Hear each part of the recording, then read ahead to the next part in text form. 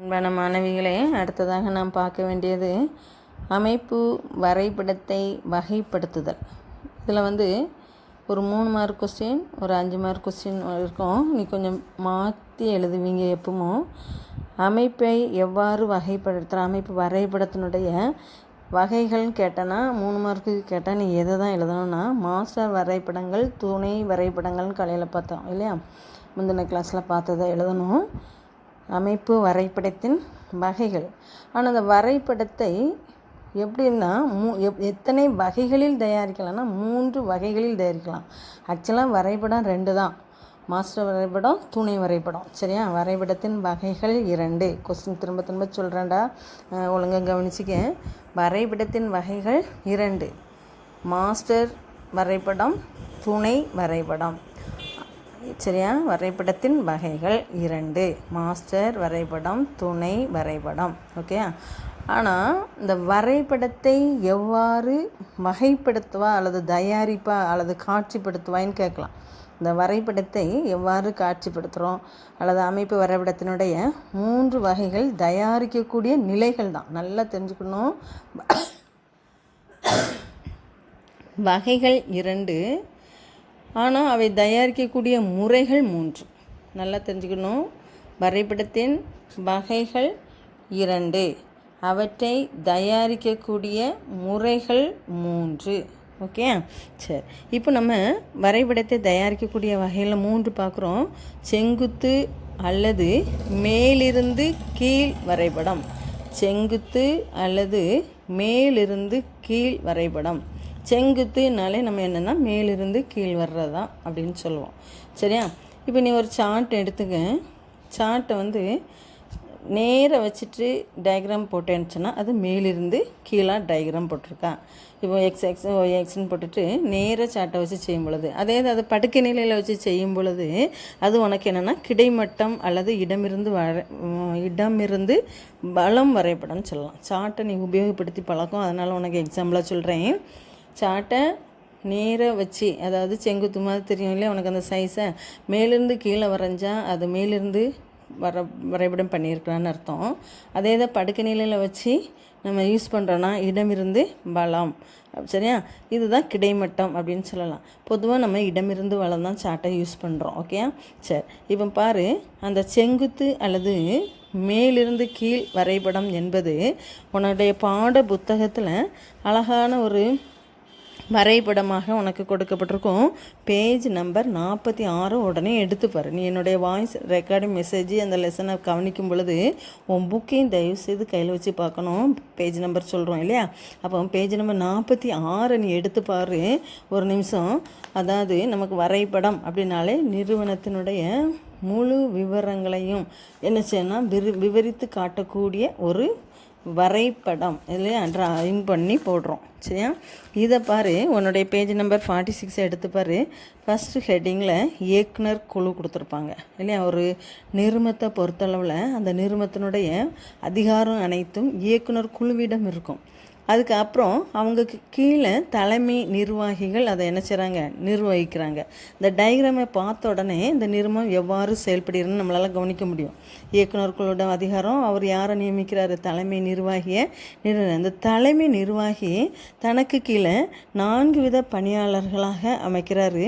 அவங்கள அடுத்த பவர் புரியுதா. அந்த அதிகாரம் மேல்நிலையிலிருந்து கீழ்நிலை வரை படிப்படியாக குறைந்து கொண்டே வரும். அதிகாரமும் ஆணையும் பொறுப்பும் உயர் மட்டத்தில் அதிகமாக இருக்கும். இது என்ன முறை? ஆக்சுவலாக வரிசை முறைன்னு படிக்கிறோம். அப்போ அந்த ஒரு நிறுவனத்தினுடைய வரிசை முறையின் அடிப்படையில் நிறுவனத்தினுடைய பணிகளை மேலிருந்து கீழாக விவரித்து காட்டக்கூடிய வரைபடம் என்ன சொல்கிறோன்னா செங்குத்து வரைபடம் என அழைக்கப்படுகிறது, அல்லது மேலிருந்து கீழ் வரைபடம் என அழைக்கப்படுறது.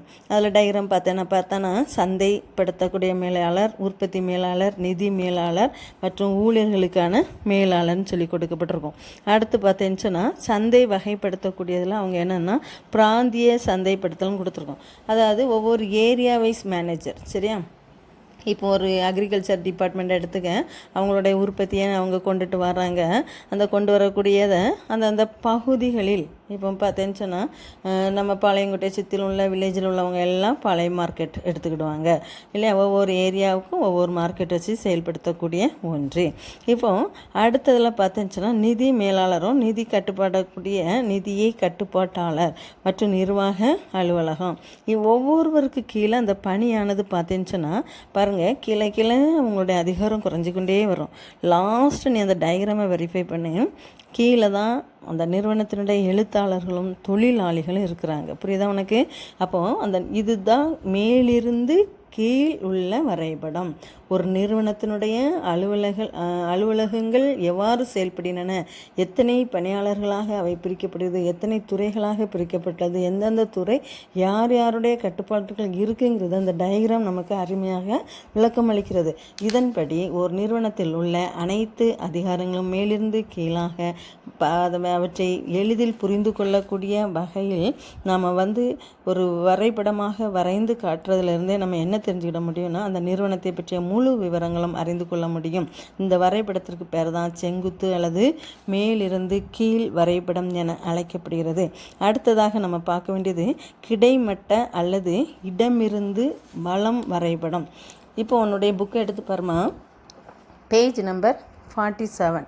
இந்த பேஜ் நம்பர் 47ல் மேலே உள்ள டயக்ராமை பாரு, படம் 3.10 கொடுத்துருப்பாங்க. சரியா? இதில் கிடைமட்ட வரைபடம்னு ஒன்று கொடுத்துருக்கோம். உன்னுடைய புக்கை பார்த்தேன்னா பாரு, ஃபஸ்ட்டில் நீ போன டயக்ராமு இதையும் கூட நீ கம்பேர் பண்ணி பார்க்கலாம். இயக்குனர் குழு எங்கே இருந்தாங்க? மேலே இருந்தாங்க. இப்போ இயக்குனர் குழு தான் ஆக்சுவலாக நிறுவனத்தினுடைய முதன்மை பெற்ற அதிகாரி. இவங்க இடமிருந்து தொடங்குறாங்களா பாரு, நம்ம படம் வரையும் பொழுது அவங்களுடைய முதல் அதிகாரம். அடுத்து என்ன ஆயிருந்தாங்க? இயக்குனருடைய குழுக்கள். சரியா? இயக்குனர் குழு. இந்த இயக்குனர் குழுக்களுக்குள்ளேயே நம்ம எப்படி பிரிக்கிறோம் பாரு, மேலிருந்து கீழ் வரைபடத்தில் டயக்ராம் கீழே நீக்கி வரைஞ்சிருந்தாங்க பாரு. 4 வித தலைமை நிர்வாகிகள் 4 விதம் பிரிச்சிருந்தாங்க. சந்தைப்படுத்தக்கூடிய மேலாளர், உற்பத்தி மேலாளர், நிதி மேலாளர், ஊழியர்களுக்கான மேலாளர். பாருங்கள், 4 நிலைகளும் கிடைமட்டத்தில் இருக்குது. அதுக்கப்புறம் இந்த டயக்ராமை அவங்க போட்டுறாங்க. மற்ற நிலைகள் எல்லாமே நம்ம இடமிருந்து வலமாக விவரித்து காட்டக்கூடிய ஒன்று. இதுக்கு பேர் தான் என்னென்னா இடமிருந்து வலமாக வரையக்கூடிய வரைபடம், அதாவது அமைப்பு வரைபடம். இதுக்கு மறுபேர் என்ன சொல்லணும்னா கிடைமட்ட வரைபடம் அல்லது இடமிருந்து வலம் வரைபடம். இப்போ என்ன சொல்லணும்னு சொன்னால் அந்த அதிகாரம் மேலிருந்து கீழ் நோக்கி தான் பாயுது இல்லையா, ஆனாலும் இடமிருந்து பலமான நகர்வு வாயிலாக குறிக்கப்படுது. அதாவது புரிஞ்சுக்கிட்டதுக்காண்டி டயக்ராமை இப்போ சப்போஸ் சார்ட்டை நேரக்கு மேலேருந்து கீழே கொண்டு வராமல் இடமிருந்து வளமாக வரையும்போது இன்னும் கொஞ்சம் விரிவாக நமக்கு டயக்ராம் போட வசதியாக இருக்கும். அதுக்காக கூட அவங்க வரைந்து காட்டலாம். புரியுதா உனக்கு? அப்போ மேலிருந்து கீழ் அல்லது செங்குத்து வரைபடம், மேலிருந்து கீழ் அல்லது செங்குத்து வரைபடம். 2வது கிடைமட்டம் அல்லது இடமிருந்து வலம் வரைபடம். அடுத்து 3வதாக நம்ம பார்க்கப்பட வேண்டியது வட்ட வடிவமான வரைபடம். இப்போ அதே பேஜ் நம்பர் 47ல் 2வது வரைபடம் 3.11 வரைபடத்தை பாரு. இதே அதிகாரங்கள் தான், நிறுவனம் செயல்படக்கூடிய முறைகள் தான். அந்த வரைபடம் விளக்கக்கூடிய விதம், நீ மைண்ட் மேப் போடுவா, ஒவ்வொரு பிள்ளைங்களும் வெவ்வேறு டைரெக்ஷனில் மைண்ட் மேப் வரைவீங்க இல்லை. அதே போல் தான் ஒரு அமைப்பை குறித்து நம்ம வரைபடத்தை 3 நிலையில் வரைகிறோம். மேலிருந்து கீழ் அல்லது செங்குத்து, இடமிருந்து வலம் அல்லது என்ன சொன்னால் கிடைமட்டம். இப்போ என்னென்னா வட்ட வரைபடம். இந்த வட்ட வரைபடத்தை நீ நல்லா பாரு. ஃபஸ்ட்டில் நமக்கு என்ன அவசியம் அப்படின்னு சொல்லும்போது நல்லா அந்த டயக்ராமை ஒரு நிமிஷம் பாருமா. தலைவர் மற்றும் தலைமை நிர்வாக அதிகாரி இவங்க ஆக்சுவலாக அந்த நிறுவனத்தினுடைய மாறுபட்ட உறுப்பினர்களை கொண்டு செயல்படுற, அல்லது இதில் இருந்துச்சுன்னா நீ இயக்குனர் குழுக்கள்னு சொல்லலாம். இதில் 2 குழு உறுப்பினர்கள் மற்றும் துணைத் தலைவர்கள் சைடில் இருக்கிறாங்க. இப்போ இந்த வட்டத்தை எடுத்துக்க, இந்த வட்டத்தின உள்ள பாரு செயல்பாட்டு அதிகாரி, அதுக்கப்புறம் என்ன சொல்கிறாங்க பாரு சட்ட சேவைகள், நிர்வாக அலுவலகம், தலைமை என 4 வகையாக பிரிக்கப்படுது. இந்த சட்ட சேவைகள் எதோட லிங்க் ஆகுதுன்னு பாரு, தலைவர் மற்றும் தலைமை நிர்வாக அதிகாரோடு இணைக்கப்படுகிறது. புரியுதா? இப்போ இவ்வாறு இணைக்கப்பட்ட அமைப்பானது என்ன நோக்கத்தோடு நிறுவனம் செயல்படுகிறது அப்படின்னு சொல்லும்போது பயன்பாடு, பொருட்கள், ஒருங்கிணைந்த தீர்வு, கொள்கை, திட்டமிடுதல் மற்றும் ஒருங்கிணைத்தல் செயல்பாடு. இந்த அடிப்படையில் அவங்க என்ன சொன்னால் நிறுவனம் செயல்படுத்துகிறாங்கங்கிறத வட்ட வடிவத்தில் அவங்களுடைய பல்வேறு நிலைகளை வட்ட வடிவில் காட்டியிருக்காங்க. இப்போ இந்த சம அளவு தூரத்தில் அவங்க தங்களுடைய வட்டத்தை என்ன செய்கிறான்னு சொன்னால் அமைக்கப்பட்டிருக்காங்க. பார்த்தேன்னு சொன்னால் அந்த வட்டத்தினுடைய பாரு கரெக்டாக அந்த எல்கைகளுடைய அளவு ஒவ்வொரு குறிப்பிட்ட கேப் சம அளவில் இருக்கும். இந்த 2 நிலைகளை இணைக்கும் பொழுது கோடுகள் முறையான அதிகார பாதையை நம்ம காட்டுது.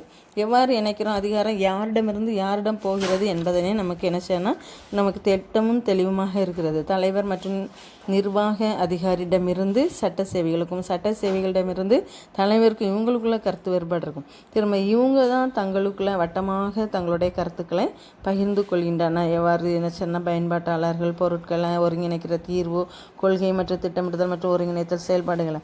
இப்போ இங்கே ஒவ்வொரு அமைப்பும் எவ்விதமாக செயல்படுகிறது என்பதை வரைபடம் மூலமாக விளக்கி காட்டக்கூடிய ஒன்று தான் அமைப்பு வரைபடம்.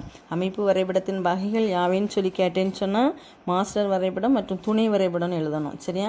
வரைபடத்தை எவ்வாறு வகைப்படுத்துவாய் அல்லது தயாரிப்பேன்னு சொன்னால் 3 முறையில்: செங்குத்து அல்லது மேலிருந்து கீழ் வரைபடம், கிடைமட்டம் அல்லது இடமிருந்து வரைபடம், வட்டமான வரைபடம். Thank you girls.